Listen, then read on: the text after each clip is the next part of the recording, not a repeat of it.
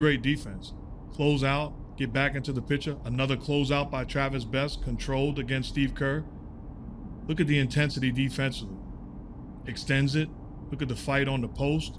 Across the board, Smits meets him. Good denial. Good head on a swivel. Close out, help, recover. Look at the blue. But the last line of your defense is securing the basketball. For more analysis, watch Detail on ESPN+.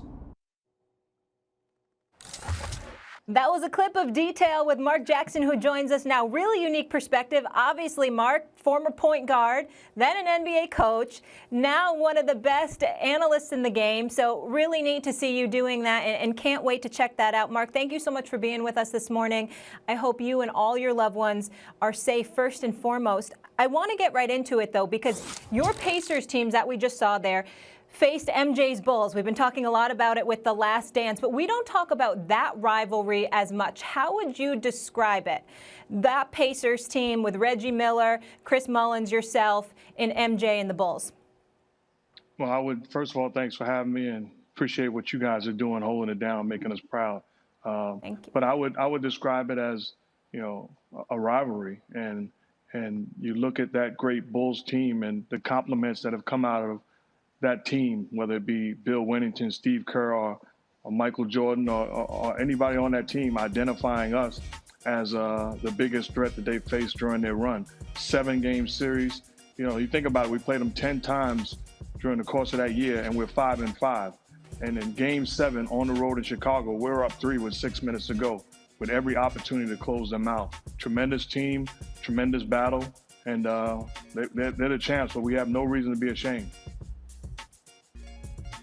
Mark Jackson, I appreciate your comments about you being a member of the Indiana Pacers, and let me take a moment to give love to everybody. Stephen A. Smith does not belong in this conversation. When you think about the great point guards in New York City history, Mark Jackson was one of them. Kenny Anderson, Kenny Smith, and others, Dwayne Pearl, Washington, Rod Strickland, even Boo Harvey. I'm going old school here, Mark Jackson. I'm going old school. But here's the question: when Don't you bring start up Stephen the A. Pacers The Knicks and how had the Mark Pacers, and Rod Strickland. that's Wound true. up That's with neither true. one. But Mark, when you go into Game 7 and you talk about the Indiana Pacers, what about the New York Knicks? Even though they were taken out in 6 in '93, I guess 93. Even though they were taken out in 6 after being up 2-0, you consider the Pacers to be tougher than that New York Knicks team with Ewing and Oakley and Charles Smith and those boys? If so, well, why? I don't even have to go back to the Pacers of '98 that went to Game 7 with the Bulls to compare to that Knicks team of '93. I'll go to the 1992 team that I was part of that went to Game 7 against the Bulls, also in Chicago, and lost. They just had a overwhelming game in Game 7, which was the difference. But I think that '92 Knicks team, if we stay together, because after that season I was traded to the Clippers and Xavier McDaniels was signed by the Boston Celtics. If that team stays together, I really believe that team wins a championship. And I heard that directly from, Pat Riley and Dave Checketts, the people that were calling the shots at the time, believing that it was a mistake to separate that basketball team. But both teams were loaded, both teams led by tremendous Hall of Fame talent in Pat Ewing and Reggie Miller. That really gave us a chance in both situations. Mark, I remember when you were drafted and you won Rookie of the Year, and you were a brilliant passer. Now Patrick Ewing, back then it was the big and the point guard was supposed to be the combination, and the Knicks were a team of destiny, and it didn't work out that way. You mentioned the Pacers with Reggie Miller and Chris Mullin. The Knicks didn't have that second all-star scorer really until Allen Houston got to town. But my question is, teams like your Pacers, like your Knicks, like the Jazz, during Jordan's era, didn't win championships. And that has two effects. One, those teams become underrated. Look, they didn't win a championship, but they ran into the Bulls. And two, the Bulls aren't given credit for beating great teams. Oh, they didn't have the Celtics and the Lakers to compete against. Yeah, because the Jazz were never champions because they played the Bulls. Same thing with the Knicks and the Pacers.